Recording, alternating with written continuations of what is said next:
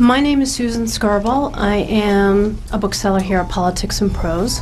On behalf of Carla Cohen and Barbara Mead and all the other booksellers here, thank you and welcome to Politics and Prose.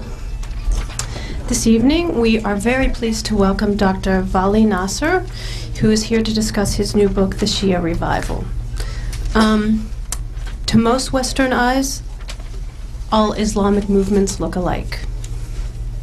Surprisingly, there's been little written about the bitter divide between Shia and Sunni. Yet, without understanding their ancient conflict and its modern embodiment, it's impossible to comprehend current events in the Middle East. Professor Nasr is the leading expert on Islam who specializes in political and social developments in the Muslim world. He is a professor of Middle East and Southeast Asia politics and associate chair of research at the Department of National Security Affairs at the Naval Postgraduate School. He has written several books and articles, including the recently published Democracy in Iran. On behalf of everyone at Politics and Prose, please help me welcome Dr. Vali Nasr.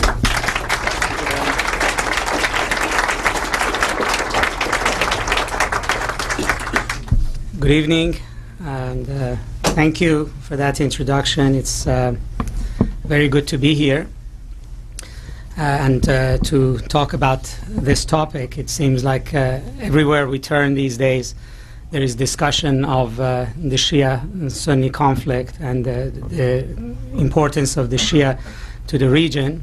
Since 2003, this has become much important to public discussion. In Iraq, we saw increasingly the importance of the Shia, first as a new force that we encountered as we tried to sort out the different political factions in Iraq, and then gradually we saw that the entire enterprise in Iraq became mired in sectarian conflict, most notably since February 2006, when there was a destruction of a major Shia shrine. And now there's upwards of 100 people a day killed in sectarian violence, which threatens the unity and stability of Iraq. More recently, we have seen an upsurge of conflict in Lebanon, which involves the Hezbollah, which we were for a long time had been a player in the Arab-Israeli conflict, but this time with a much more distinctly sectarian tone to it, not only because Iran, which is the most important Shia country in the region, is supporting Hezbollah, but also because the other sect in the region, namely the Sunnis, in the form of governments in Saudi Arabia, Jordan, Egypt, and also in the form of radical clerics in the Arab world, very quickly identified what was happening as a Shia push for power and tried to limit its popularity by playing the sectarian card. And then there is the issue of Iran, which has been with us for a while, and the U.S. attempt to deal with a rising Iranian power and influence in the region with the importance of Iran's nuclear program has been ongoing, and there have been and it has been a part of discussions about Iraq and other issues. But more recently, there is a recognition that Iran is connected to many other important issues in the region because of these ties that bind it, ties of sect, ties of identity that bind it with other communities in the region.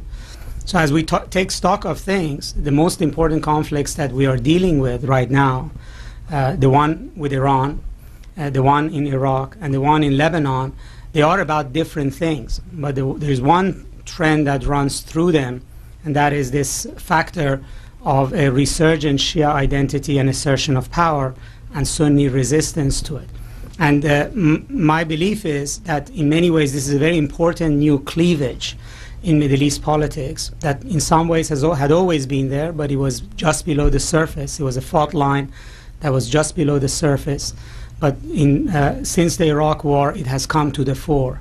And since it's come to the fore, it is important to all the other conflicts, and it is impacting them. And that we are dealing essentially with a new region whose makeup is different, and that every other issue that we have to deal with, the Arab-Israeli issue, issues of oil, issues of security, have to be looked at in that context. I think the Arab-Israeli issue is very instructive. It's probably the oldest, most prominent conflict in the region, but this time around it has a very clear sectarian tone, and this is completely new to this conflict. Now, this is complex in some ways because it is one of those issues that it is both old and new. It's a sectarian division, which, much like in Christianity, when we think about the division between the Eastern Church and Western Church, or between Protestantism and Catholicism, it seems to have some archaic roots at some point in history. It's about theology, it's about faith. It brings out, if you would, all historical memories and the way in which people relate to truths in their everyday lives, to their values and the like. And it's, in some ways, it is ancient. The Shiites and Sunnis parted way from one another right at the beginning of Islam. So in some ways, each sees itself as the original orthodoxy, much like the difference between the Orthodox and the Catholics.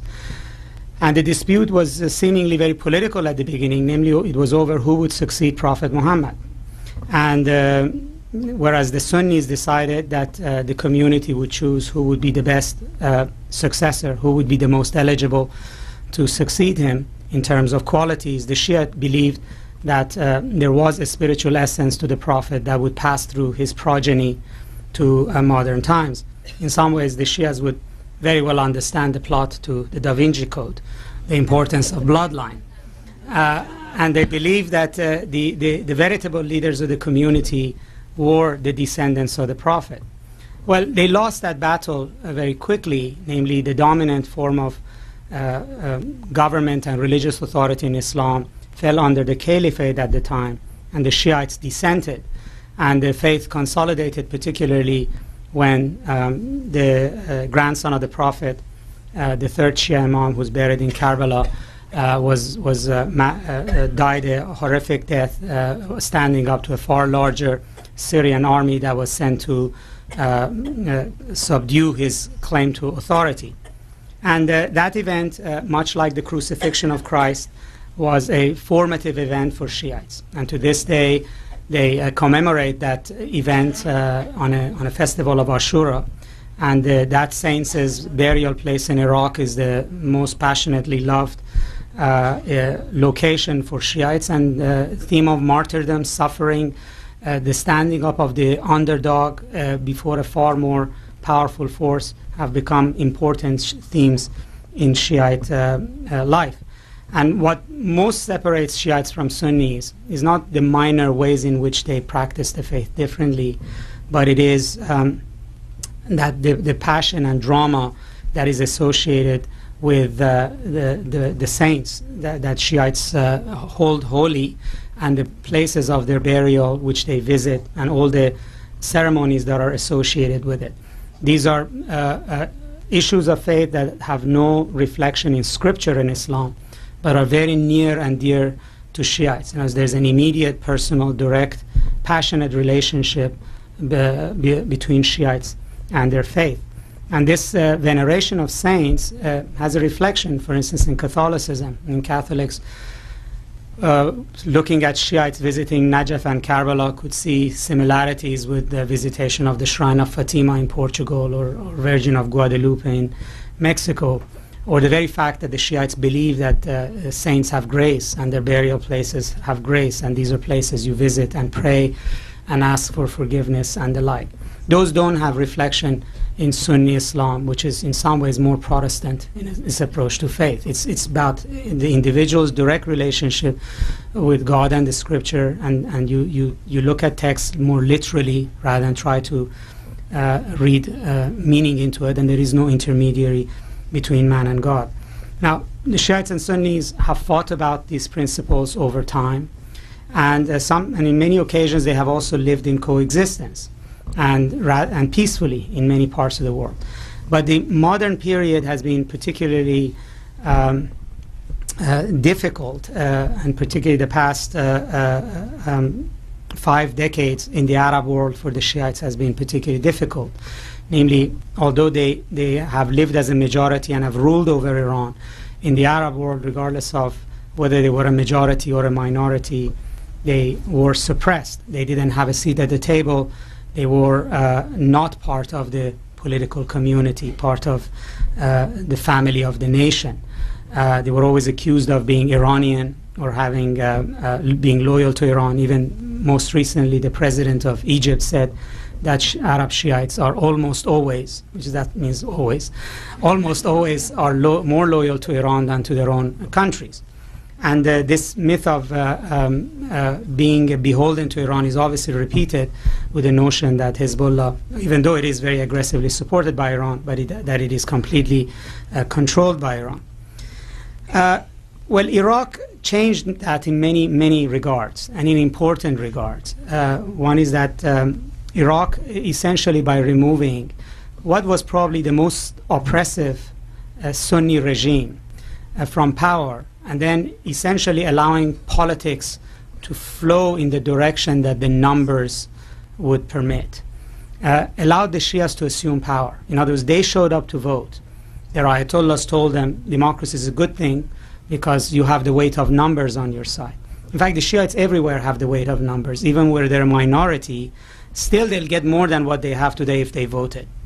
For instance, in Saudi Arabia, in the eastern province, when there was recently elections, this is a Shia province, the Shiites participated by the ratio of 2 to 1 to Sunnis, and it's the very first time in their history that they actually are sitting on city councils, and one Shia, local Shia engineer said, "We vote to say we exist."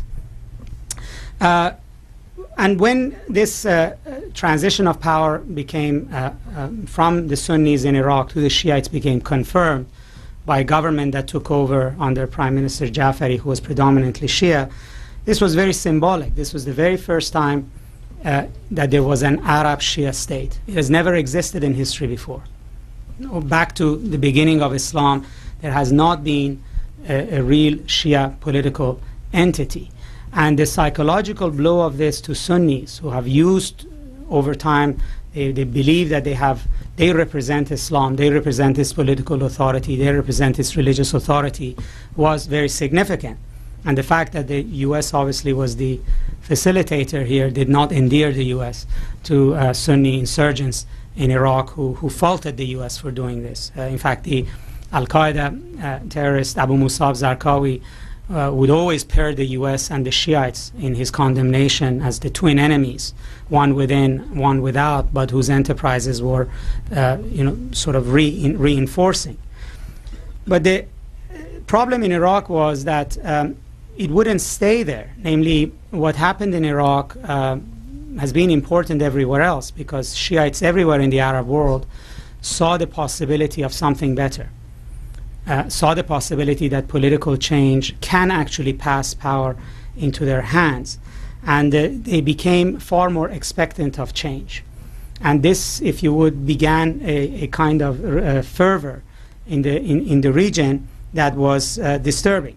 And the first element of Shia revival is really this political momentum among the Shiites in the region. They're not led by the same ruler. There is no more a single Ayatollah Khomeini who's leading them. There is no single movement. The issue is that everywhere in the Arab world, the Shias have the same problem. Therefore, their responses are the same. And so it's a movement of many different communities, all expecting political change to give them power. But Iraq also facilitated other things. It just opened the borders for pilgrims. From Lebanon, from Iran, but particularly from Iran, as far away as Pakistan and India, to go visit the shrine cities. There were sort of new networks of people, business, trade began to be forged. And at the center of this was this most senior Ayatollah in Iraq, Ayatollah Sistani, who we always think of him in the context of Iraq, but his importance beyond Iraq has become quite noted. In other words, larger and larger numbers of Shiites in Iraq, outside of Iraq, have begun to adopt him as the Ayatollah that they would follow and give him their donations, their religious taxes and religious donations. And in him, if you would, you have the element of a web that is responsible for a cultural revival among the Shias. He's not alone, but this whole sort of network of clerics from Lebanon to South Asia, to Pakistan and India, is now very critical in bolstering this surge in identity among the Shiites. Now, in many ways, this was a serious challenge to U.S. policy, because when the U.S. went into Iraq, its expectation was not that it had to deal with the mutually exclusive political aspirations of two sects. It thought democracy was about individual rights. It thought of Iraqis as Iraqis, with the exception of Kurds, which we knew did not view themselves as Iraqis. But we never really thought that the Iraqi society may come apart in this particular manner, and that this would open very different attitudes towards U.S. presence and policy in the region between the two population groups in the region. And in many ways, we were not ready for it. And perhaps that our absence of readiness on our part allowed Iraq, which was the very first place we had a transition of power, to also become the most bloody example. In other words, this was not a good beginning. Likely to be a long process of gradual transfer of power from Sunnis to Shiites. And I think in many ways it did have a shocking, it was a shock to the Shiites as well. And that the ferocity of resistance to Shia assumption of power was quite a wake-up call. I mean, now we look at Iraq and we see that both communities are killing one another. But for the first 3 years, it wasn't that way. It was mostly attacks by insurgents on Shiites, whether they were policemen or new recruits to the army, or they were average citizens and the like. And the culmination was the destruction of one of the major Shia shrines in Samarra, north of Baghdad. And I think that was a breaking point for Shias, that they decided that, that restraint is interpreted as cowardice. And they decided to establish a balance of terror in Iraq. And things then began to go down a spiral. And we haven't been able to restore a situation of stability commensurate to what was before. Not that before was good, but it was not in a sort of a free-for-all. One response I think that the Shiites began to contemplate was that whenever the Shiites have risen in power in modern times, you've seen Sunni sectarianism of trying to corner them, marginalize them by calling them heretics, questioning their Arab identity or questioning their faith. And the Shia response has always been to look for those causes that can bring everybody together rather than pull them apart. And there is no cause better than that, than the cause of focusing attention on Israel. And I think it is not at least one dimension of Iran and Hezbollah's attempt to hijack the Palestinian cause is that it first of all focuses attention away from sectarianism, the rise of Iranian power, the rise of Shia power in the region, and focuses it on the common enemy. And it seems to have worked, because in the very first few days, radical clerics did their best to raise the sectarian issue, raise the image of Iraq, to convince the rest of the Arab world not to support Hezbollah. But for now, it didn't work. Secondly, I think the Shiites believe that by showing a strong face on the Arab-Israeli issue, they will earn the badge, the legitimacy of power. And I think probably the most important symbolism coming out of the current Lebanon war is that Hezbollah has defended its little village on the border far better than Saddam defended Baghdad, the seat of the great Abbasid power. And in a culture that has accomplishment deficit, and in which sort of a muscular defense of rights and honor matters, it serves as legitimating the Shia claim that they have a right to power. And but by the same token, the Lebanon war has also elevated sectarianism beyond Iraq, mainly because of the reaction that Hezbollah received from official Arab governments and also from radical clerics, that they highlighted the fact that the Hezbollah-Iranian alliance is a Shia alliance, and that and tried to question the legitimacy of the Shia to speak for Arabs. And by so doing, it has essentially made sectarianism a regional issue. In other words, the Shia crescent about which King Abdullah of Jordan warned early in 2003-2004 now seems to have become a reality. But the problem is that whereas in 2003 there was an opportunity to probably harness the rising Shia force in the region in some manner in favor of the U.S., that moment is rapidly passing, and the more sort of anti-American voices among the Shia are coming to the fore, and that will cause instability. One hates to be a prophet of doom, but I'm not terribly optimistic that we've seen the worst of sectarian conflict yet pass, or that its full impact on the shape of the region is yet known. First of all, the settlement of power distribution in Iraq is by no means done yet. The big battle about who gets what in Iraq is yet to be fought out, and it's not going to be around the constitutional table. It's going to be in the street, and in some ways the battle for Baghdad has already begun, and that will likely write its own rules for Middle East politics. But I also think once the Lebanon war is settled, in other words, once there is a ceasefire, the whole issue of the Shia bid for control of the Palestinian issue and the Sunni response to it within Lebanon and within the region will actually come to the fore. Because in many ways, the Iranian-Hezbollah axis has been largely political in what it wanted to achieve. And that is not going to go without a response, a comeback from the other side in the coming time period. So for the U.S., the challenge, I think, in many ways, and I hope my book would contribute to that, is to understand what are the issues that are at stake. What is the historical backdrop? What is it that defines these faiths, and what is the historical legacy that each sect carries in terms of its memory of the other, in terms of what it believes it deserves and what the other one should get. And I don't think we can think clearly about the Middle East or formulate policy clearly about it without having a strong understanding of what does the sectarian dynamic in the Middle East today mean, and where is it going to take the Middle East in the future. Why don't I stop here and see if there are any questions.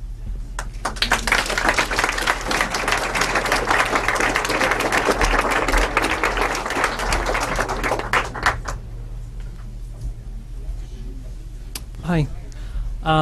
Let's see, I've heard people talking about sectarian violence in Iraq, that it might turn into a civil war, and some people say that it's already started, and the dangers of that spreading. So could you comment on the possibility of it spreading and what it might look like and how much of a problem it could be? Well, there are many scenarios that can happen. We often associate civil wars with very clear boundary lines, with two sides having organized regular forces. But civil wars, or better put, actually civil conflicts, can take many forms. In India, for instance, at the time when India and Pakistan separated in 1947, there were no militias. There was no battle line. There was merely killing in every community of Hindus and Muslims, and at the end of the day, some 2 million people died, and 2 countries were born out of it, and many more, close to 10 million people lost their homes or were displaced. So we may end up, if you would, in a conflict that is just going to bleed Iraq until there is a de facto division, or you may actually have a far larger eruption where you go from 100 people dead per day to a far larger numbers, and actually the militias may begin to engage much more directly. Is it the absence of what we're accustomed to in the Western world insofar as democracy is concerned, that the Shia and the Sunni do not see resolving their differences in a so-called democratic process? They don't have any history of following that procedure? Well, it's not only absence of history, there's absence of constitutional mechanisms. Democracy is about rule of law, it's about power sharing, and then it's about elections. And often we sort of reverse that order. But, whenever you have democratization, democracy, let me put it this way, democracy in the long run brings stability. But democratization or young democracies are inherently actually unstable. Because the very first thing that an opening of a system does is actually to create winners and losers. The question is, how do you accommodate or bring in the losers, or whether or not they're willing to accept their loss? And in Iraq, I think early on, the Sunnis, through the insurgency, believed there was an option other than power sharing. They could actually get it back. If they pushed the US quickly enough and they hit the Shias hard enough, you could have a Sunni restoration in Baghdad. And part of the reason why the Shiites engaged in a counter-terror as of February 2006 is exactly to convince the other side that that's not going to happen. But our expectation that, a country in which there has been no practice of democracy, that has been based on specific suppression of a majority, Kurdish and Shia population, by a minority, people are just going to shake hands and say, from tomorrow we each will take what we want, and are not going to put up a resistance, is absurd. Even in the US, when, for instance, civil rights laws were passed, in the South there was resistance to it. And the resistance was because it was racial, but also because it meant something about distribution of power. A minority that was used to getting most of the power would now have to share it at the ballot box, and therefore there was resistance. Is there any positive role that the Kurds can play in this? Well, I think the Kurds are pretty much out of Iraq, and the only reason that they would abide by an Iraqi state is because an outright independence can cause trouble with Iran and Turkey. But there are key areas that are important. There is a constitutional renegotiation that is supposed to happen in the next few months. And if it's not successful, that will be the beginning of civil war. And then there is the status of Kirkuk, which is a city that the Kurds wanted back because Saddam relocated a lot of Arabs, particularly Shiites, to Kirkuk. They want to take the city back. The Arabs don't want to leave, so unless the Kurds are willing to negotiate over Kirkuk or negotiate over the constitution, they could contribute to aggravating the problem. You mentioned that we may not have seen the worst of the sectarian violence. Are we heading toward a regional Shia-Sunni war, ignited first by the war in Iraq, then spreading to Lebanon, where the Shia are 45% of the population, and then the rest of the region? Well, we can have a series of cascading conflicts. In other words, Lebanon, I think, may very well be in for a bout of sectarian conflict, because Hezbollah is coming out of this conflict very strong. It's going to lay claim to Lebanon. The entire issue of who speaks for Lebanon, who had the right to declare war, these are all issues that are going to be put forward. And Iraq may as I said, might become much more violent. If Iraq in particular becomes a civil war, without a doubt it will suck in the other regional countries around it, Iran on the parts of the Shias in one form or another, Saudi Arabia and Jordan and Egypt and the like on the side of the Sunnis. I would say it's the Iran-Iraq war moved 200 kilometers west and refought again in the first decade of the 21st century. But I don't think, if in terms of a sustained long regional war, it's a question of it's a question of what is the relative power of each side, and obviously I think militarily Iran is probably the heavyweight in the region. In other words, without the U.S. getting involved, I don't see the other armies in the region being capable of having a region-wide war against particularly Iran, Syria, and Hezbollah's configuration. But I think more likely is that you're going to have a series of conflicts, much like the one now, except more escalated, which were connected together, and there will be the same players in each of them on a particular side. What can the United States do, if anything, in helping it prevent stop being a regional conflict or war? Well, I think the first order of business is to try to bring the existing conflicts to a halt, particularly the one in Lebanon, as soon as possible, and to try to bring certain degree of stability to the region. The Middle East has become increasingly volatile for varieties of reasons. There is insecurity among various population groups, the Sunnis because of Iraq or what Iraq might mean for them, now the Lebanon war. You have ongoing radicalization of the politics in the region as a consequence of these conflicts. A breath of sort of the stopping conflict, I think, is the most important thing. I think the one lesson we can learn out of Lebanon is that military conflict is not going to solve the problem. It's not going to change the political situation. It's actually rather going to aggravate it. And we need to sort of back away from allowing conflicts to go on in the hope that they would bring about a solution that we would like. To what extent do you feel that the self-proclaimed decision makers of the U.S. government are aware of the ramifications that you have so aptly described? I have no way of knowing that. All I can do is to sort of put the ideas and the arguments out there, hoping that people will read them. Please. Thanks for an excellent presentation. It seems like a key to solving a lot of this problem is through Iran. Do you think that we should talk to Iran, just simply talk without preconditions? Do you think it would be useful?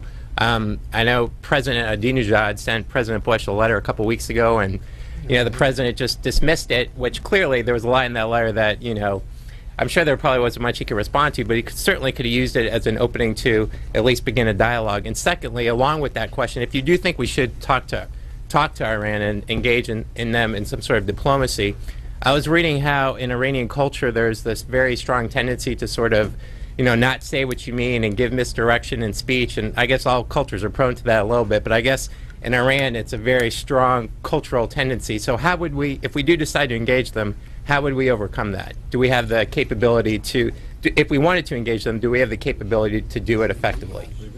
Well, on the last part of your comment first, I think, diplomacy always involves a cultural challenge. I mean, we had similar kinds of difficulties. What is it that the Chinese want? I think Henry Kissinger once said, we play chess. They play on a sort of a frontal, and there's a Chinese game that he referred to. Their mentality about what is winning and losing is very different from ours. But that's always a challenge, to understand, what are the red lines and bottom lines and, expectations of the other side. I think there's enough, Iranian experts in this country and Iranian expatriates that can, for the U.S. government to draw on, that we can safely say that, Iran is not a sort of a deep hole that we can't understand. Iran is a challenge because it is a dictatorship. It's got a president right now that is a hardliner, that is militant, whose rhetoric does not serve his country or the situation in the region any favors. And there is a certain amount of danger in any authoritarian government that feels overconfident, that feels itself to be a power on the rise. I think Iran sort of sometimes is reminiscent of Japan of 1930s. And therefore talking to Iran does not mean recognizing Iran. It does not mean that, we sideline those issues that morally and politically we have difficulty with, such as, support for democratic rights in Iran or human rights or insisting on Iran's suspended support for terrorism and the like. I mean, those are issues that the U.S. should still push. But it's important. But we are also at a point where we assume that we could manage Iran with varieties of tools, but no need for diplomacy, that was the one tool that we really didn't need. And well, that's the risk, because even during the Soviet period, we always used diplomatic tools. In fact, you use diplomacy with your enemies, not with your friends. I mean, you should not need diplomacy with your friends. You can always appoint political appointees as ambassadors. It's not an issue to deal with. But we somehow decided that actually we don't need any diplomacy with our enemies. Now, the problem is the current strategy is not hitting its mark with Iran. I mean, we're not able to threaten them to submission. We're not able to give carrots through submission to get them to submit to the will of the international community. And, military option, I think, probably looks less attractive after Lebanon than it did before Lebanon. Because ultimately the lesson of Lebanon is, that overwhelming military power may very well not be able to get the job done. And then at the end of the day, the one you're attacking actually becomes politically far more popular than it was before you attack them. And I think also it's the very first time in the region where we find ourselves sort of with one hand tied behind our back, because whenever we had problems with the Palestinian issue, other issues, we always relied on allies in the region to do what it needs to be done. So, we can always get Israelis to compromise on an issue or talk to them, and then it was the job of the Saudis and the Egyptians and the Jordanians to invite Arafat to Sharm el-Sheikh and give him a pep talk and get him to, do something. Well, this time, for the first time, there is nobody on the other side who, among our allies, who can talk to Hezbollah. So there's no way for us to really play that role without, at some level, having some kind of contact with Syria and Iran. And I again reiterate, I think talking to Iran, it does not mean that we're sort of throwing in the towel and we're accepting the Iranian regime and everything it wants. To the contrary, I think it's a matter of sort of trying to figure how can we maneuver Iran to where we want through means other than the ones that are actually not currently working. I think none of these states in the Middle East are really legitimate states. They're sovereign. But remember, all those boundaries were created by two men, one in particular, Winston Churchill. Now, Winston Churchill, to Zionists and Wasps, is God. And you've got these clowns down the road here, think they're going to be Winston Churchill.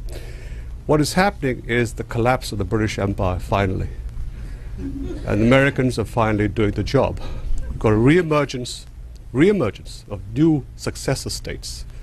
Israel, Iran, when the Turks wake up, maybe Turkey too, carving up the Sunni heartland. Hope so. I'm a Shia, so I'll go for it. However, one of the things I'd like to know is that this trio of Cheney, Bush, and what's that guy's name? Colin Powell, did a double cross with the Shias in '91. And that really burnt. Here it was, rise up and we'll support you. Instead, arms and fuel was supplied to Saddam Hussein by Herr General, and the Shias were wiped out. And there was this enormous burning right through the Shia community about this. What happened? How come they did the same mistake twice, 3 times? Well, the memory of that uprising is very important in Iraq. And essentially when the Shias rose up and expecting that the U.S. would support them, and then our regional allies, Saudi Arabia and Jordan, prevailed upon the U.S., saying that, a Shia Iraq would be pro-Iranian. You shouldn't support that uprising. The uprising collapsed. There are various estimates of how many Shiites were killed. Upwards of 100,000 escaped to Iran. But estimates are as high as 300,000 Shias were killed. And those are the mass graves of southern Iraq that have been discovered since the fall of Saddam. And in fact, Saddam's regime after that became far more sectarian, because it was very clear that Sunni rule had to suppress an awakened Shia population. The reason it's important is because you have the same kind of issue going on. I mean, when Arab governments begin to sort of publicly call on Washington to abandon the Shia in Iraq, when they say things like, the Shias are going to be pro-Iranian and Iran is a pariah state, your enemy, why are you supporting them? Or when President Mubarak says, the Shias are always loyal to Iran, to Iraqi Shias that creates nervousness. there is a memory of when the same cabal influenced Washington to abandon the Shia. And in Iraq, they talk of it as a second betrayal. And in fact, particularly when the U.S. ambassador in Iraq decided to bring the Sunnis into the process by beginning to put pressure on the Shias and began to flirt with Sunni leaders, there was a immediate warning in Iraq that the same events of 1991 are repeating. And the one reason that the Shias won't give up on their militias is because they don't trust the U.S. They don't trust that, ultimately, end of the day, there will not be another deal that would put them in a cage. And I think one of the important issues, and this is obviously the problem with the fact that Iran has been a theocracy and an anti-American state and is a pariah state, but the kind of influence that Sunnis have in Washington is not matched by the Shias. The United States hasn't talked to a Shia leader the past 29 years. And even Nouri al-Maliki or Ibrahim Jafari simply don't have the same kind of access that King Abdullah and President Mubarak have. I think, in Paul Bremer's book, there is a very telling line where he's reporting to the president about the Shias in Iraq, and the president says, they tell me they're all liars. And who told the president they're all liars? Who has that kind of access to educate the president on what he ought to think about the Shias? And that kind of access the Shias don't have, and because they don't have it, there is a great deal of anxiety about what the ultimate U.S. intentions might be. Thank you. The last month or so, I started looking at some of the different plans. There's a 28-point plan that they were discussing in Cairo and a 21-point plan about resolving the issue. And right now, people from Code Pink went over to Jordan to discuss with some of the Iraqi people based on the Cairo. And there were some disagreements, so I solicited some discussion from people in the field of conflict, experts in the field of conflict resolution internationally, and actually we wrote up some underlying principles that would underlie any plan, like for example, the occupation. As long as there's an occupation, it's going to split everybody in two, and they can't even think, there's no way they can resolve the problems, that the parties themselves have to resolve their problems, that all the parties have to come to the table, even the extreme ones. Like now you bring Hamas and Hezbollah, and by excluding them, you make them more violent and needing expert. So anyway, I'm just curious if you're familiar with the plan and if anybody is using any people with expertise in the body of knowledge on conflict studies. I'm not familiar with the specifics of the plans, but I think all of these plans have a problem, is that the bigger forces in the region, which is, for instance, in this case, Iran, their vested interests don't often coincide with what is in these plans. In other words, because they're exactly because they're not sitting at the table, so they're not. You don't have their buy-in into whatever you're going to agree to, and they don't believe that their positions are represented or protected, and they have a vested interest, in fact, in undermining it. I don't think any of these. It's not just a matter of, in my opinion, of only bringing the parties within together. You have to acknowledge that these parties have regional sponsors, whether we like it or not. That's a fact. And there are good ones, there are bad ones. Some of them have relations with the U.S., some are U.S. enemies. But this is the reality. And I think the model that actually worked is the model of the Bonn Conference and Afghanistan, where when the Taliban government fell, there was a conference that was held in Bonn, and all the regional actors came, including Iran. And there was intense negotiations between Ambassador Khalilzad, who's now in Iraq, and the Iranian ambassador at the United Nations, although neither side wanted to advertise that these contacts occurred. And the consequence of that was that Afghanistan had a rapid transition to the Karzai government at the beginning and got a constitution in relatively quick order. Because everybody at that time understood that doesn't matter how many warlords you bring, if the Pakistanis and the Iranians are not there, and the Uzbeks are not there, it doesn't matter what these groups agree to. It's not going to hold unless you have those forces at the table as well. Hi. Excuse me, could everyone just please keep their questions very short so that we can accommodate everyone who has a question? Thanks. I have a simple question. What do you think it's going to take for the people living in Muslim countries to move into the modern world by adopting more of a live and let live attitude, give up victimhood, give up jihad, give up honor killings, give up sectarian violence, stop scapegoating Israel, and I mean, what do you propose as a scheme? Could you comment on that? I mean, I see trying to get honest leaders and moderating the religion and trying to get something the equivalent of a Radio Free Europe. Well, you know, it's that what you're saying is a tall order, but I mean, none of these are going to happen very quickly, and elsewhere it hasn't happened.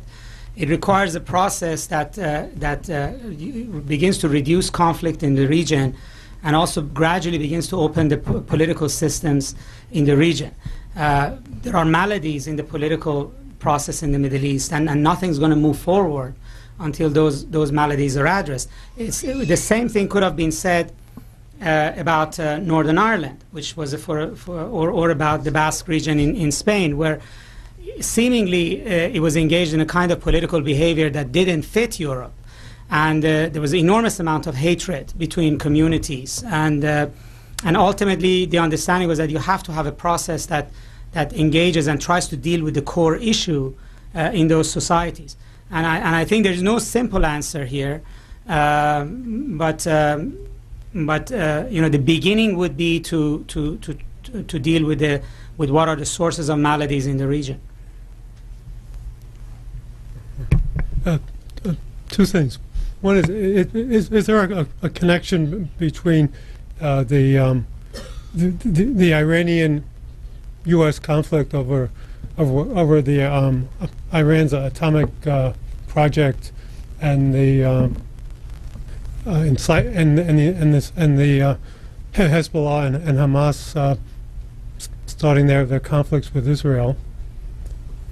Well, we don't know for sure whether or not what kind of a role Iran had in starting this conflict. Many Iranian leaders claim that the conflict really began a year ago when Prime Minister Hariri was assassinated, and once the U.S. began to push Syria out of Lebanon, they assumed that there would be a war. So it's a matter of when actually it would start. But there is no doubt that whether or not Iran was directly involved, it has in many ways benefited. One is that, yes, the United Nations is now bogged down in too much in Lebanon to address Iran's resolution. Secondly, Iran has underscored something that it always wanted, that that the U.S. recognizes that it matters, that it holds the cards not only in Iraq but in Afghanistan, in Lebanon and the like, and that you can't have peace and stability without Iran. They wanted to underscore this.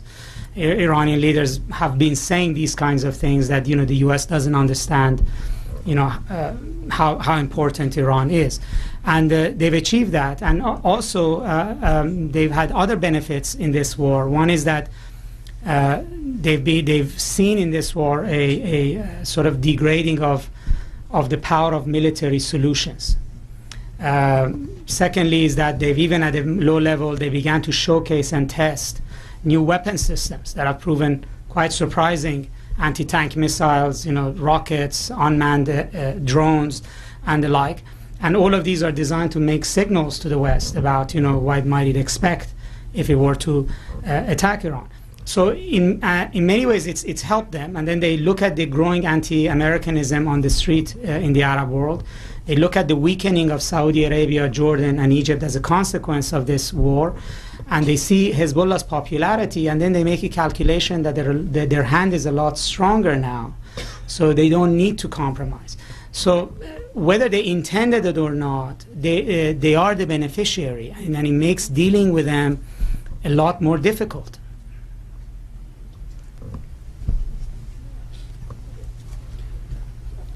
Thank you very much. Excellent. Considering the history of the United States in the Middle East, and sort of we've always done a lot of stuff in other people's names but for our own benefit, what role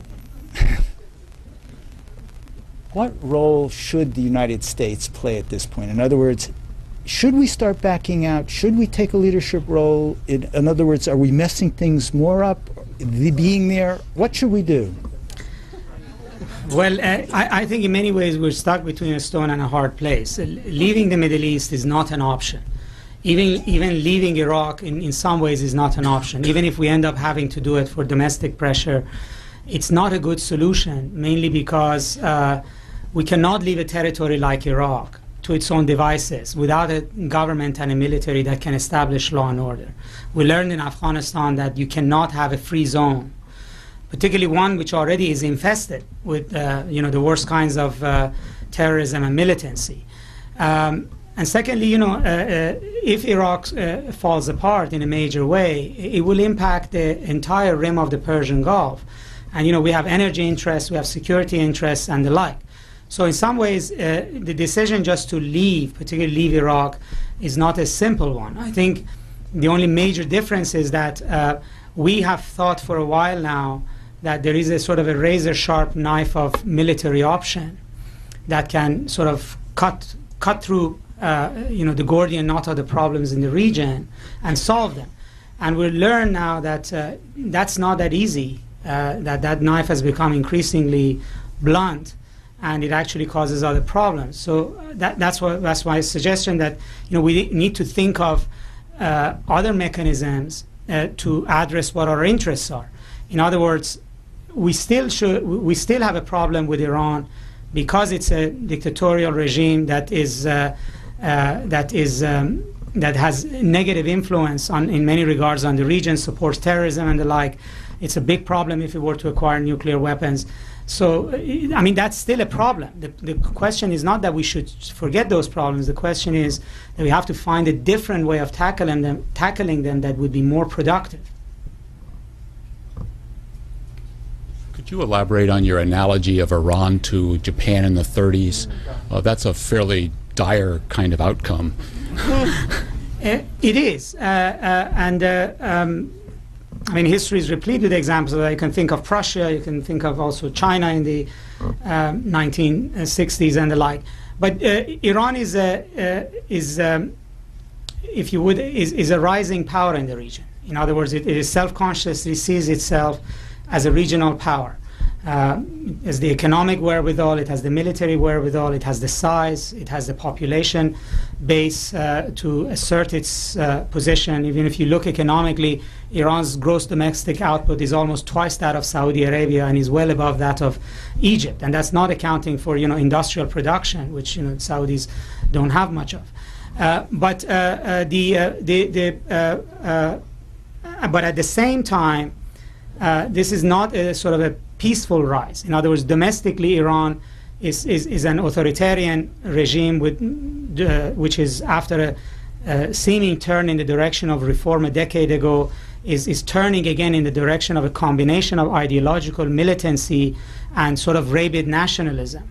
And it's increasingly ruled also by a military class. In other words, when we think of Iran, we think of clerics, because that sort of has become the iconic face of Iran.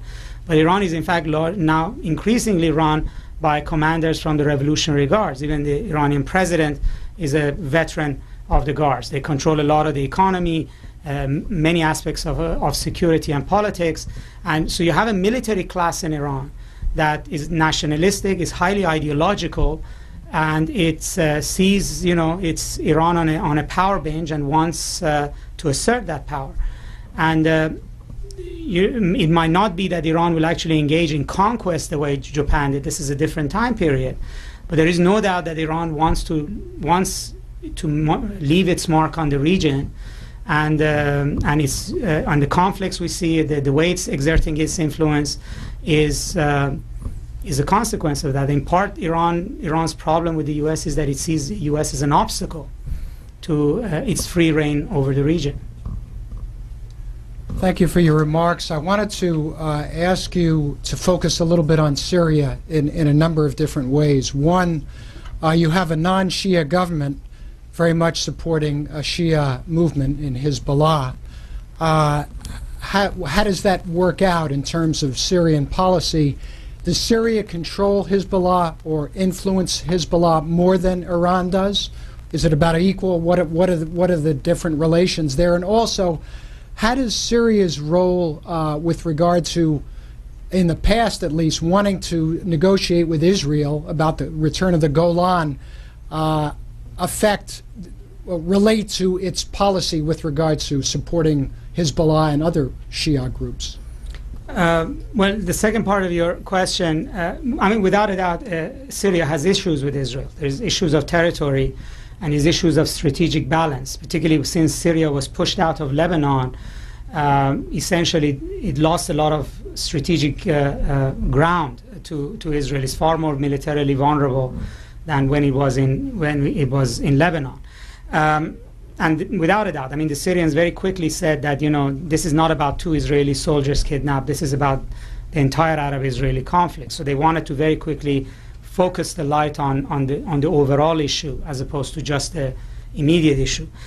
Now, the Alawis, which is the minority community of about 10% which rules over Syria, is not Shia, but its lineage is through Shiism. In other words, the Alawis are an offshoot of Shiism that sort of went on a tangent, and in some ways its practices are not Islamic. It doesn't follow Islamic law. It includes Zoroastrian, ancient Iranian practices in it. But in some ways, therefore, in the eyes of the Muslim Brotherhood and the hardline Sunnis, it was even worse than the Shias. It was even further removed than the Shias. I mean, there are old medieval fatwas by eminent jurists who declared the Alawis to be heretics. And one of the ways when there was gradually an Islamic revival in the Middle East, the Assad regime, which has been ruling Syria, which always had a sort of a secular face and advocated all the Arab causes, turned to a senior Shia cleric in Lebanon, Imam Musa Sadr, and then to Ayatollah Khomeini in Iran, both of whom issued fatwas declaring Alawis to be Shias and therefore to be Muslims. So it is not in other words, whatever connection the Alawis have to Islam is through Shiism, not through Sunnism.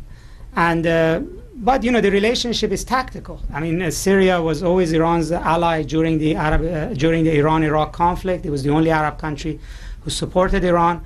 Both of them have been supporting Hezbollah. I think Iran's relationship to Hezbollah is far more important than Syria's. Syria has a closer tactical relationship to Hezbollah, particularly when it was the ruler of Lebanon. But Iran's relationship is both far deeper and is culturally and historically and militarily far more important. I think Syria always was sort of the place through which Iran's influence worked itself into Lebanon, and then Syria did the micromanagement of the scene in Lebanon. But as we're seeing now, I mean, it's really Iran's military financial support that accounts for Hezbollah, not Syria's. Yes, thank you very much for your very enlightening talk. I haven't read your book, but I hope that you have, just so that everybody here gets things in context, I hope you have pointed out that in 1400 years of history across the Muslim world, barring the conflicts which invariably are the human lot, not only have the Shia and the Sunni lived relatively at peace, but the Christians, Jews, Hindus, and X number of religions have lived in very much a case of relative peace in that period. Yes, but this is just building up to that, because I think we should not even forget the context that, the two biggest conflicts have been in Europe. But within this context, what I want to say is that a lot of the legacy of what we're seeing today is a very mixed legacy of colonialism, of yes, a certain amount of backwardness of a period that, they went through. But we seem to be ignoring also the 800-pound gorilla in the room, because there's Saudi Arabia, which actually has probably been, no, that's what I'm asking him. that where does he see the role of Saudi Arabia in bringing a more tolerant Middle East? Well, the points you make are quite apt. In other words, there is like every religion, like every civilization. That's right. Without every civilization has periods of harmony as well as division, and without a doubt, even though, as I even have written in the book, people read their sacred text in a context. So it has to make meaning to hopes and aspirations and fears that they have. So there is difference. There are differences in how people interpret things over time, and we have to definitely look at, what kind of historical baggage, what kind of immediate problems. Is it colonialism? Is it economic problems, class, whatever it is, that accounts for certain things flaring up? Protestants and Catholics fought everywhere, but it finished. Why is it continuing in Northern Ireland? You have to look at that. So it's not just the history of what Luther said to Pope that matters there. But Saudi Arabia poses a particular challenge because, well, aside from the fact, and I think other people have said plenty, that its form of practice of Sunnism is particularly conservative, is particularly intolerant of other interpretations of Sunnism, let alone Shiism. But its influence in recent years, because of oil money, because of various issues, has become far more prevalent. In other words, in places where there was far more tolerance, for instance, in India and Pakistan and the like, the Saudi influence has been to make to sort of distance these communities. And the fact that Saudi Arabia went into a Cold War with Iran during the Iranian Revolution period gave it every incentive to promote anti-Shia policies, because it believed Shias were likely Iran's Trojan horses in different places. But also there is a particularly bloody history between Shias right where, in Iraq, Saudi Arabia region, and the Wahhabi sect of Saudi Arabia. And this is just, particular to there. Namely, when the House of Saud took power on the Arabian Peninsula as the sword of the Wahhabi religion and created the Kingdom of Saudi Arabia, there were pogroms of Shias. And that legacy is very strong in the minds of Shias. And it is very strong in the minds of Iraqi Shias, because the Wahhabi armies invaded southern Iraq a number of times and particularly destroyed the shrine of Hussein in Karbala.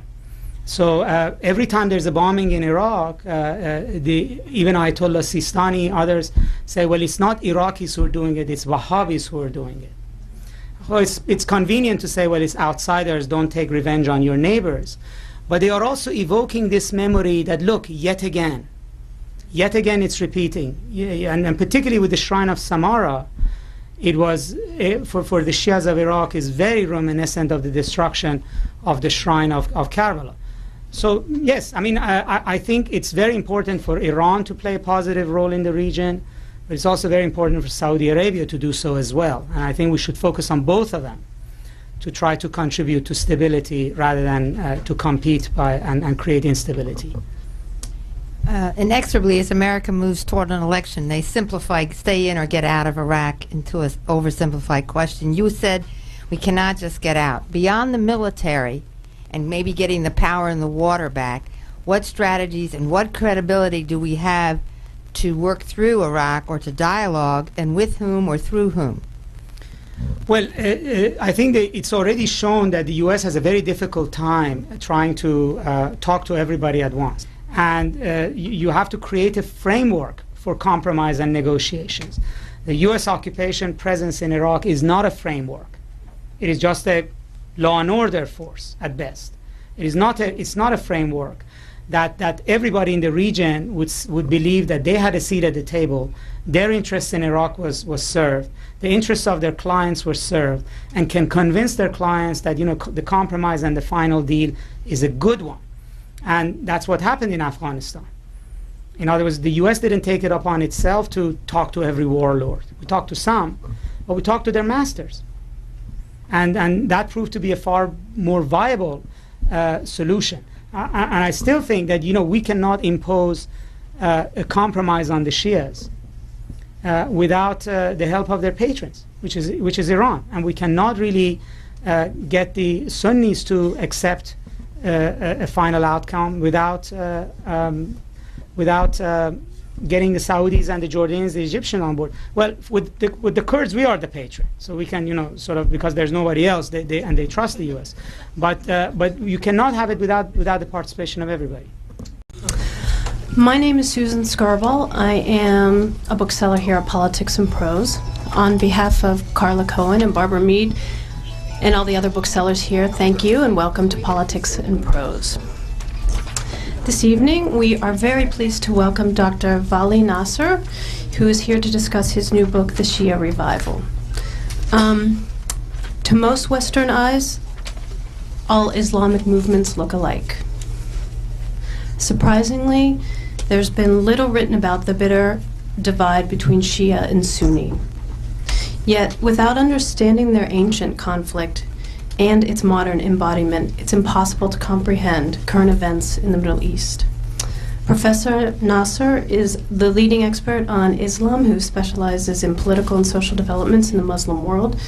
He is a professor of Middle East and Southeast Asia politics and associate chair of research at the Department of National Security Affairs at the Naval Postgraduate School. He has written several books and articles, including the recently published Democracy in Iran. On behalf of everyone at Politics and Prose, please help me welcome Dr. Vali Nasr.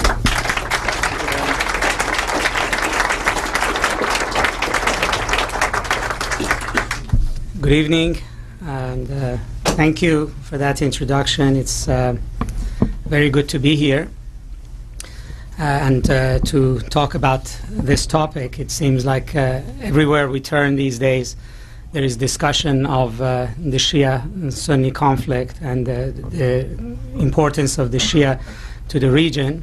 Since 2003, this has become much important to public discussion.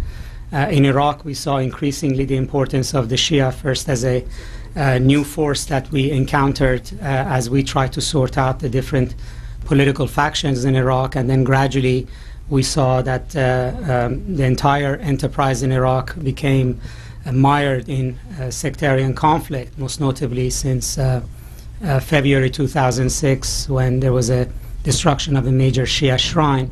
And now there's upwards of 100 people a day killed in sectarian violence, which threatens the unity and stability of Iraq.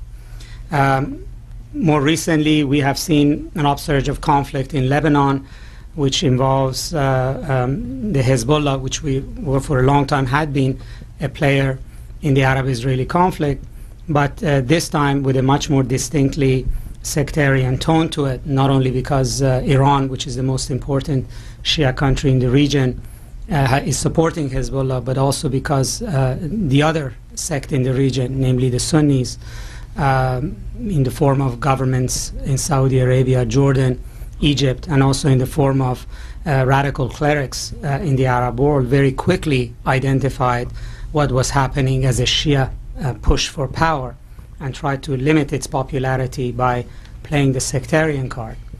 And then there is the issue of Iran, which has been with us for a while, and the U.S. attempt to deal with a rising Iranian power and influence in the region with the importance of Iran's nuclear program has been ongoing, and there have been and it has been a part of discussions about Iraq and other issues. But more recently, there is a recognition that Iran is connected to many other important issues in the region because of these ties that bind it, ties of sect, ties of identity that bind it with other communities in the region. So as we take stock of things, the most important conflicts that we are dealing with right now, the one with Iran, the one in Iraq, and the one in Lebanon, they are about different things. But there's one trend that runs through them, and that is this factor of a resurgent Shia identity and assertion of power and Sunni resistance to it. And my belief is that in many ways this is a very important new cleavage in Middle East politics that in some ways had always been there, but it was just below the surface. It was a fault line that was just below the surface. But since the Iraq war, it has come to the fore. And since it's come to the fore, it is important to all the other conflicts. and it is impacting them, and that we are dealing essentially with a new region whose makeup is different, and that every other issue that we have to deal with, the Arab-Israeli issue, issues of oil, issues of security, have to be looked at in that context.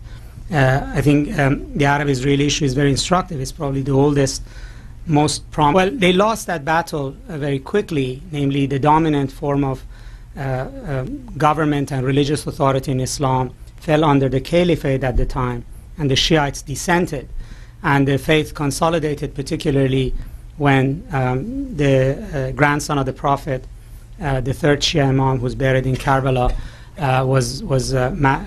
died a horrific death, standing up to a far larger Syrian army that was sent to subdue his claim to authority. And that event, much like the crucifixion of Christ, was a formative event for Shiites. And to this day, they commemorate that event on a festival of Ashura. And that saint's burial place in Iraq is the most passionately loved location for Shiites, and the theme of martyrdom, suffering, the standing up of the underdog before a far more powerful force have become important themes in Shiite life. And what most separates Shiites from Sunnis is not the minor ways in which they practice the faith differently, but it is that the passion and drama that is associated with the saints that Shiites hold holy, and the places of their burial which they visit, and all the ceremonies that are associated with it. These are issues of faith that have no reflection in scripture in Islam, but are very near and dear to Shiites. As there's an immediate, personal, direct, imminent conflict in the region, but this time around it has a very clear sectarian tone, and this is completely new to this conflict. Now, this is complex in some ways because it is one of those issues that it is both old and new. It's a sectarian division, which, much like in Christianity, when we think about the division between the Eastern Church and Western Church, or between Protestantism and Catholicism, it seems to have some archaic roots at some point in history. It's about theology, it's about faith. It brings out, if you would, all historical memories and the way in which people relate to truths in their everyday lives, to their values and the like. And it's, in some ways, it is ancient. The Shiites and Sunnis parted way from one another right at the beginning of Islam. So in some ways, each sees itself as the original orthodoxy, much like the difference between the Orthodox and the Catholics. And the dispute was seemingly very political at the beginning, namely it was over who would succeed Prophet Muhammad.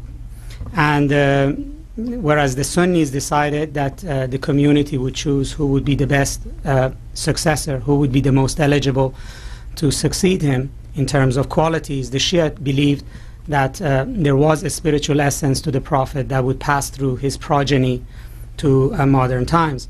In some ways, the Shias would very well understand the plot to the Da Vinci Code, the importance of bloodline. And they believe that the veritable leaders of the community were the descendants of the Prophet.